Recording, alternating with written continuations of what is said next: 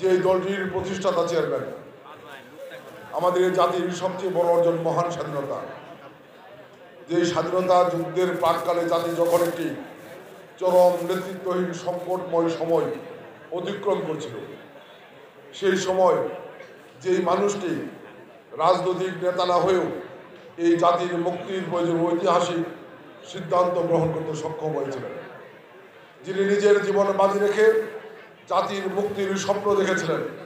চট্টগ্রামের ঐতিহাসিক কালুরঘাট বেতার কেন্দ্র থেকে মহান স্বাধীনতার ঘোষণা দিয়েছিলেন, যে ঘোষণার মধ্য দিয়ে এই জাতির মুক্তিকামী মানুষগুলো স্বাধীনতার যুদ্ধে ঝাঁপিয়ে পড়েছিল। দীর্ঘ 9 মাস জীবন বাজি রেখে রণাঙ্গনে সশস্ত্র যুদ্ধ করে এই জাতিকে মুক্তির সংগ্রামের নেতৃত্ব দিয়ে 30 লক্ষ মানুষের জীবনের বিনিময়ে 2 লক্ষ মামুনের ইজ্জতের বিনিময়ে আমাদের জাতির সবচেয়ে বড় অর্জন মহান স্বাধীনতা যার নেতৃত্বে পেয়েছিলাম, তিনি আমাদের প্রিয় দল বিএনপির প্রতিষ্ঠাতা চেয়ারম্যান বীর মুক্তিযোদ্ধা জিয়াউর রহমান। আমি আমার বক্তব্যের শুরুতেই সেই মহান স্বাধীনতার ঘোষক, বহুদলীয় গণতন্ত্রের প্রবর্তক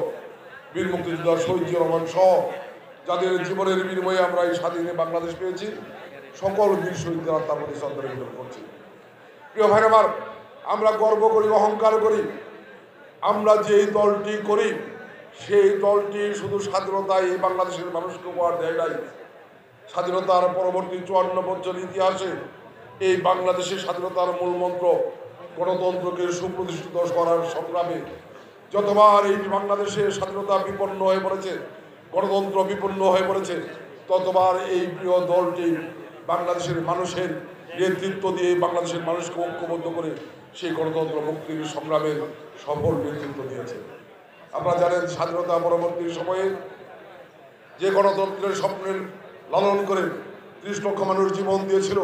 সেই 30 লক্ষ মানুষের জীবনের সাথে বিশ্বাসঘাতকতা করে শেখ মুজিবুর রহমান সাহেব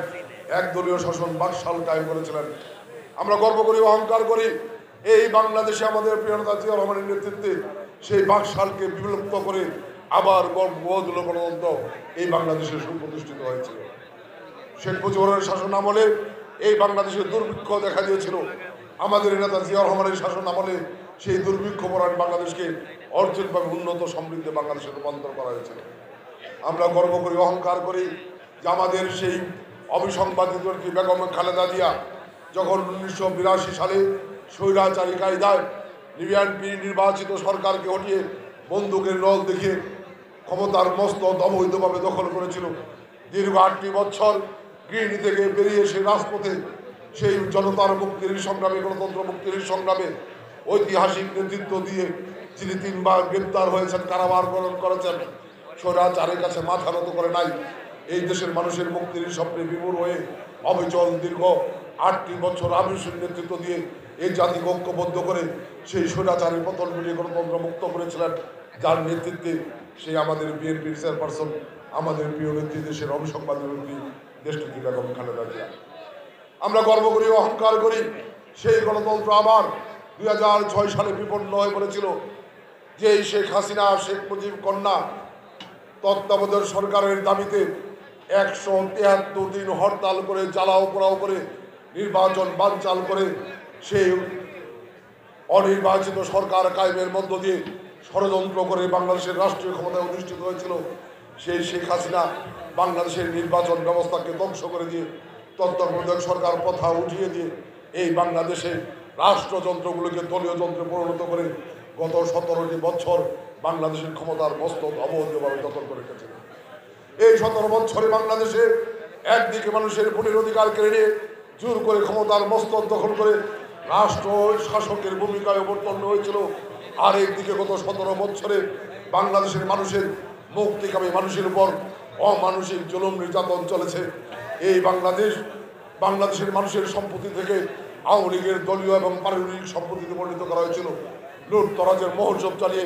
হাজার হাজার কোটি টাকা লুট করে সেই টাকা বিদেশ পাচার করে বাংলাদেশের অর্থনীতিকে পঙ্গু করে ফেলা হয়েছিল। আমরা গর্ব করি, অহংকার করি, গত 17টি বছর আমরা আমাদের প্রিয় নেত্রী,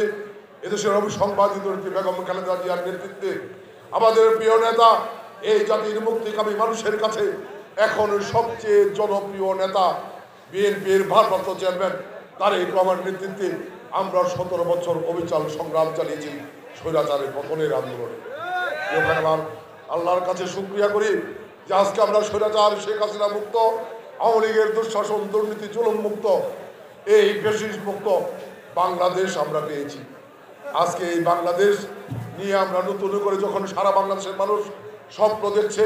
এই বাংলাদেশ আগামী দিনে একটি উন্নত সমৃদ্ধ উদার গণতান্ত্রিক আইনের শাসন সুপ্রতিষ্ঠিত মানবিক মূল্যবোধের বাংলাদেশ হবে। এই বাংলাদেশ বিশ্বের মানচিত্রে সারা বিশ্বের রাষ্ট্রগুলোর কাছে